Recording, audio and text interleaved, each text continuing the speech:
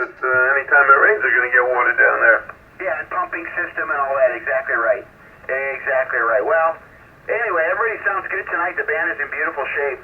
Really nice propagation all around. So, listen, I'm not going to hold it here. I'll let you get some more chickens. I got an early bedtime tonight because I give a midterm exam to about 800 students tomorrow. So it's going to be a little bit busy. So anyway, I don't have much else, but thanks for picking me up. Good evening to everybody. I heard Tim out there, nice signal, and Captain Green, and Rich with the new, Mark with the new radio, the 430. That's a bargain for 60. I think the best I've done on one of those is maybe 100. So you're better than I am, wheeling and dealing. And Paul, of course, he was out here just before the net started, so he'll probably be back in. Anyway, Walter, good evening to you too, and Steve too. Anyway, a whole bunch of guys in here tonight. So I'll let you carry on, Mal. NC4L K9UR. Hey, Walter, pick it up and give them a hello and then send it back. Good evening to everybody. Good evening to Joe and everybody else. And I heard you, Rich, checking in. And Marky Mark, I said like to hello to. And what else can I say? That's pretty much it. Joe, you have a good day. Good luck with the testing. And we'll see you tomorrow. Okay, Walter, 7-3, and congrats on buying that estate. That's always fun. Hopefully you get some pieces of gear that you've never seen or used before. That's half the fun of it, I think, is, try something new. Anyway, we'll catch you later. K9UR. I'll be clear and sitting by. QSL. What'd you say, man, about the water? How'd you do with all that water this afternoon? Did you get any flooding in the street? Yeah, I came home. It was flooded. I didn't, actually, it didn't rain when I got back. Did it rain after, what time did I get back? 3 o'clock? Did it rain after 3 o'clock? I thought it was in the afternoon, yeah. Well, I'll be damned. I was so involved with what I was doing here, I didn't even notice what the heck was going on. We had a lot of water. Alrighty, let me see here. Okay, let's see. Rich, which Rich is it? Come on in. JD2, yes. JD2, Captain Green here. Hello, Mal. Hello, Walter. Hello, Captain Joe. I heard you with a real good signal tonight. Okay, Captain Green, we got you in there. Not real strong like I'd like to hear you, but voice is clearly recognizable and I can pick up most of what you're saying. Yeah, very good. So I did a flight test today. I got another one early in the morning, another flight test, 2 up tomorrow. So, it's early in the morning tough, So that's what time people want to get started, So what can I tell you? That's about it right now. I'm sure it's beautiful. About 68 degrees for night temperature. 58. Well, you're doing a lot of flight tests. There's an awful lot of people who are finishing up programs, so that's what it is. I got people come from every place. South Jersey, all over. And so, I told you, only 900 examiners in the United States. I got a call from Minneapolis. The guy wants to see the flight instructor certificate. I'm not going out to Minneapolis. You're going to have to come out here. Hey, Rich, I read something that was kind of disturbing in one of the magazines that you sent down to me, and it had to do with the price of aviation fuel going up so high that France is thinking, they're talking about limiting air travel to only 4 flights over the course of a person's lifetime. Did you hear about that? Oh, I didn't hear about that. I know what we pay just about the gasoline for the airplanes is about $8 a gallon. $8 a gallon. Yeah, well, I'm sure that's pretty high too. But they're saying if they're not going to raise the prices, they're going to put a thing on you can't make more than 8 flights a year. Well, if you do that, anytime you take a vacation, you use up 2. You only got the 2 vacations that you can go by air travel. So what's going to happen? You're going to have to go by car, and that's going to cost more. Yeah, of course, the whole thing is ridiculous, Everybody riding the train, take a train, Seems crazy when they tell you you can't take more than 8 airplane flights a year. I don't know. That's what they want to do. It sounds crazy to me, Rich. I just want to know if you heard about it. I was reading about that. I read those magazines. They're good. And they have interesting stuff in it. Okay, do we have any other check-ins for the hole in the walnut? Come on in. November 2, Hotel Yankee Golf N2HY and a G. Okay, we got you, Uncle Paul. Who else is in there? Kilo 8 Lima Juliet. Okay, Lima Juliet, I got you, Bob. Was there a Romeo. K5, RBI. K5, RBI. Good evening there, Mr. Electricity. Who's the Golf Romeo? KE2, Alpha Golf Romeo. Mike, Mel, how you doing? Hey, we're doing okay. KD2, Alpha Golf Romeo. Okay, Rich was just in there. We got a couple people before you there, Mike, so hold on. First is going to be Paul. Answer HYG, come on in. Good evening. What a nice group tonight compared to last night. It was like that was a fiasco last night, but that's okay. Whatever, it's over with.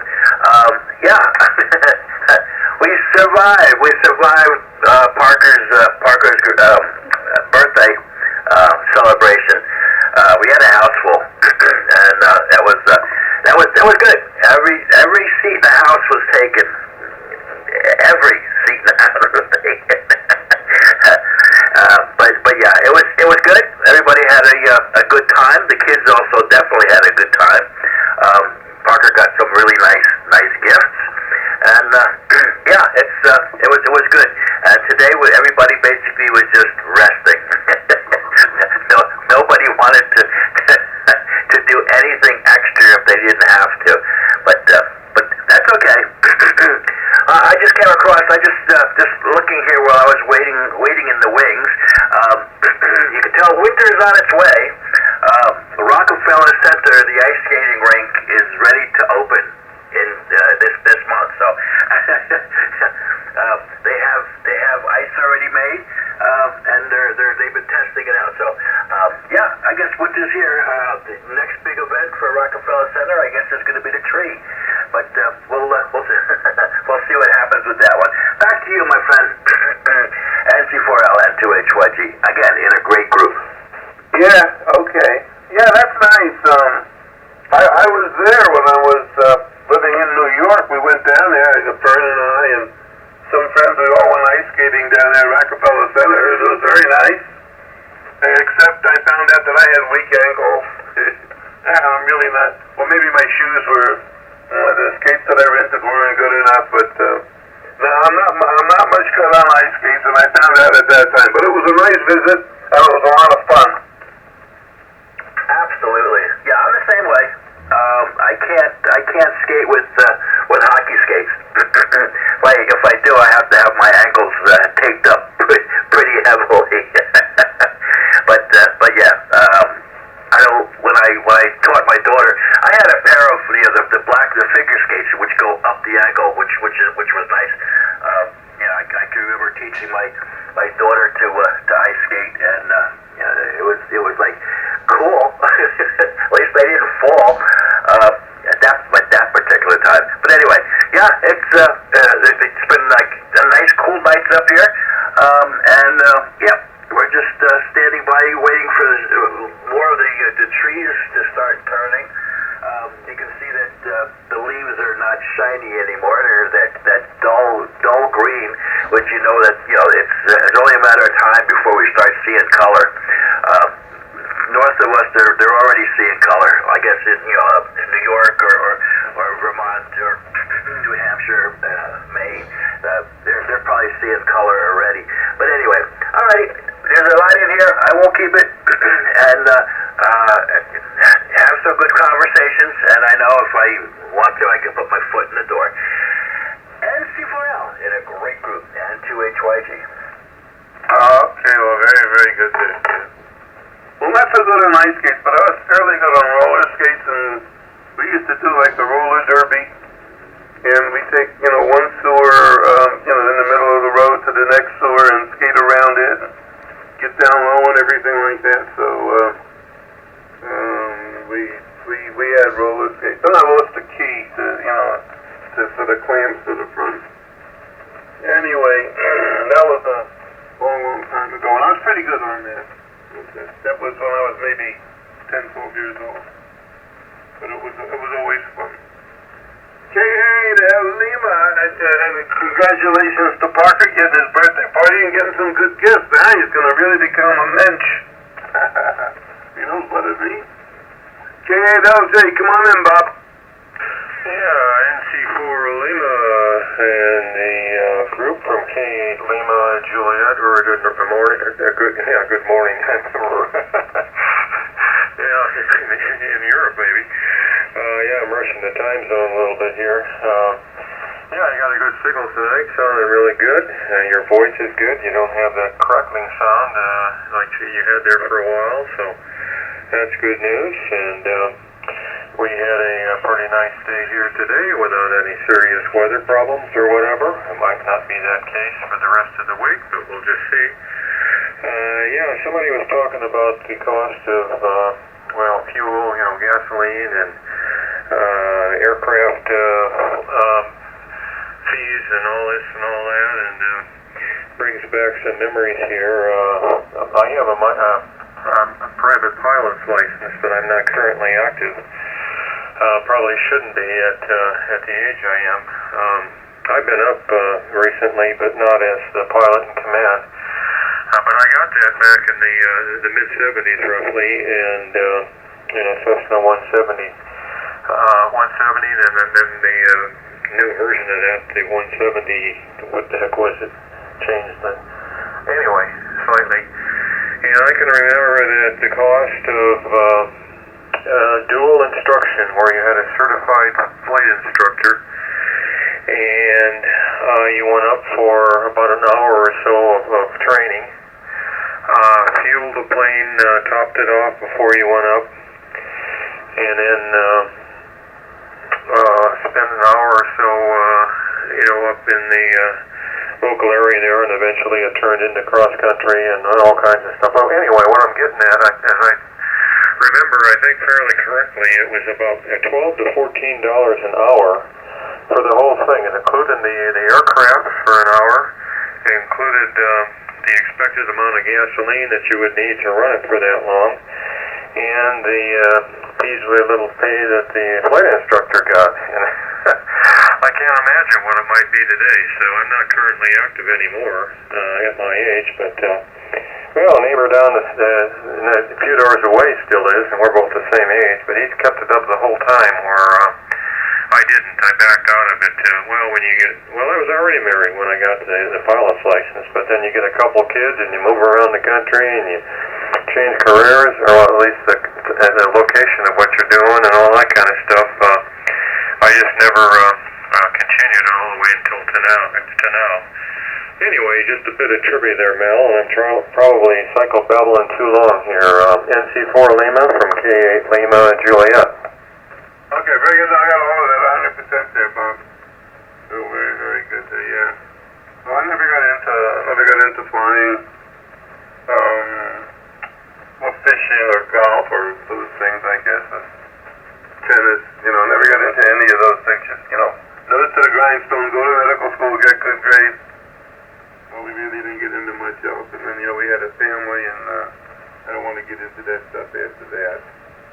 Very nice signal tonight, Bob. You sounding beautiful down here, and it's good hearing you. Very good hearing you. Even though it's psychobabble, right? No, I'm kidding. I'm kidding. JG2AGR, come on in, Mike. Hey, good evening, Mel. Good evening, everybody.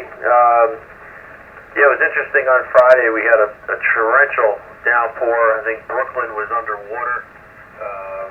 We're delivering a piece of diagnostic equipment over to St. Clair's in Dover, and it's just about by the time the truck got there out of Brooklyn and got up by us, and then they had to go back for a couple parts. It was just one heck of a long day on Friday, but other than that, everything's going great. Can't complain. Is that when your rain peaked out on Friday? Say that again? Is that when you had the most rain, that the rain peaked out on Friday? Yeah, I think it pretty much peaked out on Friday, and that's when the riggers yard in New York City, they had, I guess they're right in Brooklyn, so they're not too far above sea level, and that's when their whole rigging yard flooded out. What was flooded out? The train station? No, the riggers yard. That's where all the guys that have all the cranes and the forklifts to bring the equipment into the building. That's where their base is, in Brooklyn, and Brooklyn was underwater. I saw pictures, cars traveling in the street, the water was up midway to the door. And, if you're ever in that, I don't know, you probably know this, but if you're ever in that, turn your air conditioner on high and leave it on because it pressurizes the cabin. So we were out crossing the Tacony Palmyra Bridge between Philadelphia and New Jersey, and we were going to go over the bridge, and before you went over the bridge, the road went down, and then it went up, to get up to the height of the bridge, like a little valley there. And I'm sitting there in traffic, and all of a sudden there's a Volkswagen, and it's floating sideways. I said, holy cow. So I opened my window, and that was a big mistake. I opened my window to see how deep it was outside, and then the water got in under the door jambs, and we had 6 to 8 inches in the bottom of the car. So if you're ever in heavy water, never open your window because water can get in. Leave your air conditioner on high, let it blow as hard as it can. It'll keep that water from coming in under the door jambs. Go ahead. Yeah, I tend to just stay away from the puddles, those big things that are going to cause you all that heartburn, and just stay the heck out of that, the flood water. It's the best thing to do. Yeah. So we had a lot of water here today, and there's a lake behind my house, and it borders, on the golf course in my property, and it slopes downward from the level of my home. Maybe it's about 6 or 7 feet down to the lake, and the water came about halfway up. How's Walter doing? I heard him earlier tonight on the radio, but then was wondering how he was making out. Yeah, I don't think he's making it out, but you know what I mean. Walter, somebody's calling you. Oh, yeah, sorry, I was checking something on my eBay. Who's that? Mike is saying hello. Hello, hey, Mike, how are you? I'm doing well, Walter. How you doing, man? I'm doing Long time no talk to. How do you like to do? It's all my fault, though.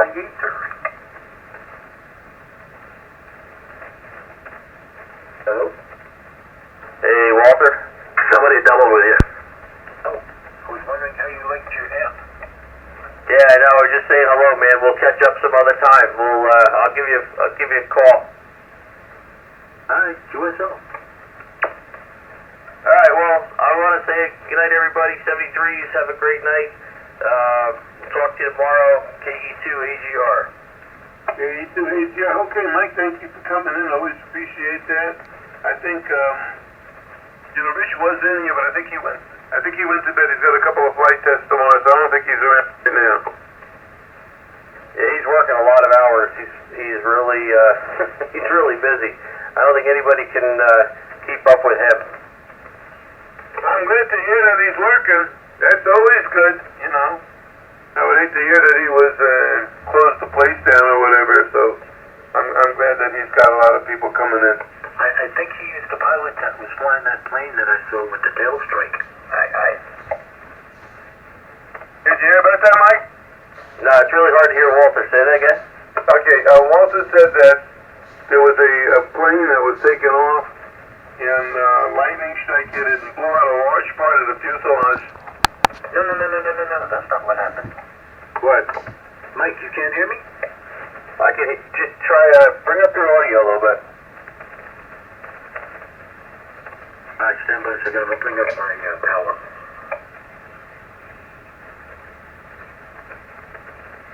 But you said they had that on film. Is that any better? Yeah, that's much better. All right, QSO. Yeah, plane was taking off, man. It gyrated or something, and it was a huge, like 737 or something, and it had a tail strike taken off. Put a huge hole from the back of the tail all the way up to the midsection. Why did I say that was different than what you said? You said lightning strike. Wow, that's pretty bad. That's pretty bad, especially that low to the ground. The runway, he was trying to take off, and the tail struck the runway. How can a tail stick the runway? It's vertical. The back of the plane, the tail section. This was a big commercial airliner? U.S.